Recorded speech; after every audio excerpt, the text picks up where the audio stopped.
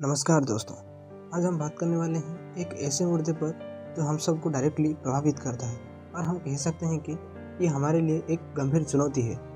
ये एक ऐसी समस्या है जो हमारे एनवायरनमेंट को गहरा असर डालता है और इसका सल्यूशन ढूंढना हमारे लिए एक कलेक्टिव रिस्पॉन्सिबिलिटी है। जी, हम बात करने वाले हैं ग्लोबल वार्मिंग पर। आखिरकार ये ग्लोबल वार्मिंग क्या है, ये होता क्यों है और कैसे हम इसका सामना कर सकते हैं, चलिए समझते हैं।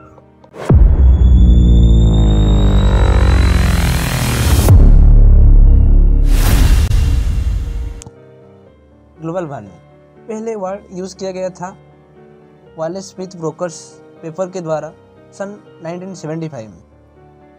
ग्लोबल वार्मिंग का मतलब है कि अर्थ का सरफेस टेम्परेचर में ग्रेजुअली इंक्रीज होना कुछ गैसों की वजह से। आखिरकार ये टेम्परेचर में राइज क्यों होता है? जैसे कि आप सबको पता होगा, हमारा एटमॉस्फेयर हमारे अर्थ के लिए एक प्रोटेक्टिव लेयर की तरह काम करती है।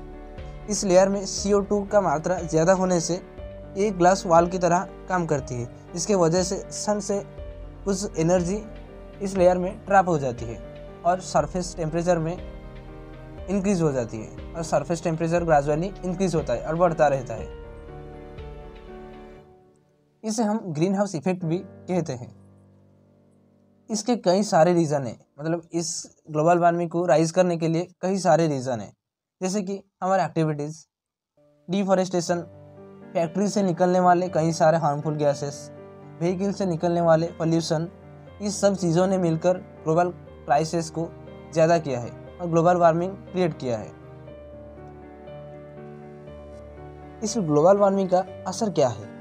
पहले तो टेम्परेचर बढ़ने से ग्लेशियर्स घट रहे हैं, जो कि सी लेवल को बढ़ा रहा है, जिसके वजह से कई जगह पर फ्लड आ रहे हैं और साथ ही साथ एक्सट्रीम वेदर कंडीशन भी बढ़ रहे हैं। हिंदुस्तान टाइम्स न्यूज़ आर्टिकल के अकॉर्डिंग इंडिया का पॉपुलेशन टोटल वर्ल्ड पॉपुलेशन का 17% है और हम सिर्फ 7% ग्लोबल इमिशन के लिए रिस्पॉन्सिबल है। लेकिन साल 1901 और 2018 के बीच में United state and China top most emitters बन गए हैं। द न्यूयॉर्क टाइम्स आर्टिकल के अकॉर्डिंग ये डेटा आप जो स्क्रीन पर देख सकते हैं कि कौन सा देश सबसे ज़्यादा ग्लोबल इमिशन के लिए रिस्पॉन्सिबल है। Inter governmental panel on climate change के रिसेंट रिपोर्ट से ये पता चलता है कि अर्थ का average temperature about 0.74 degree Celsius rise किया है इन 100 सालों में। इंडस्ट्रियल रिवॉल्यूशन के वजह से काफ़ी भारी मात्रा से ग्रीन हाउस गैसेस रिलीज होती है एटमॉस्फेयर में। ये ग्रीन हाउस इमिशन 1970 और 2004 के बीच में लगभग 70% बढ़ चुका है।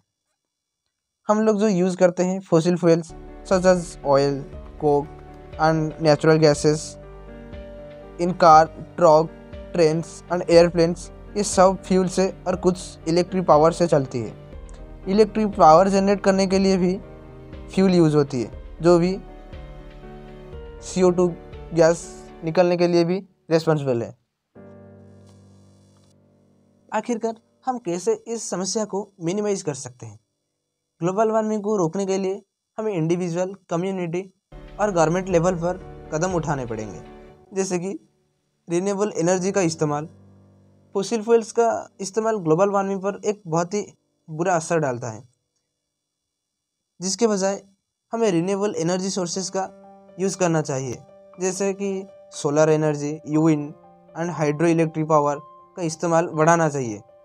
एनर्जी इफ़िशियंसी बढ़ाने के लिए LED लाइट का उपयोग करना, एनर्जी इफिशिएंट एप्लीकेंट्स का उपयोग करना बहुत इंपॉर्टेंट है। प्लांटेशन के थ्रू कार्बन डाइऑक्साइड का ऑब्जर्प्शन बढ़ाया जा सकता है। इसे सिर्फ ग्लोबल वार्मिंग ही नहीं बल्कि बायोडाइवर्सिटी को भी प्रमोट किया जा सकता है। और इलेक्ट्रॉनिक व्हीकल्स का इस्तेमाल बढ़ाना चाहिए। वेस्टेज को सही तरीके से मैनेज करना और रिसाइकल करना बहुत ही ज़रूरी है। लोगों को ग्लोबल वार्मिंग का असर और इसको कैसे रोके, इसे रोकने का तरीका के बारे में गाइड करना चाहिए। सारे गवर्नमेंट को मिलकर स्ट्रॉन्ग पॉलिसीज बनानी चाहिए जो एनवायरनमेंटल कंजर्वेशन और सस्टेनेबल डेवलपमेंट को प्रमोट करते हो। आखिरकार ग्लोबल वार्मिंग एक इंटरनेशनल इशू है। इसके लिए नेशनल लेवल पर कोऑपरेशन और एग्रीमेंट्स होना चाहिए। कंट्रीज को मिलकर कार्बन एमिशन कम करने के लिए साथ देना चाहिए। ये तो था कुछ स्टेप्स जिससे हम ग्लोबल वार्मिंग को रोक सकते हैं।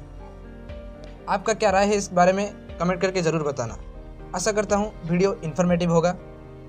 मिलता हूँ किसी नए टॉपिक के साथ और नए वीडियो में। तब तक के लिए जय हिंद।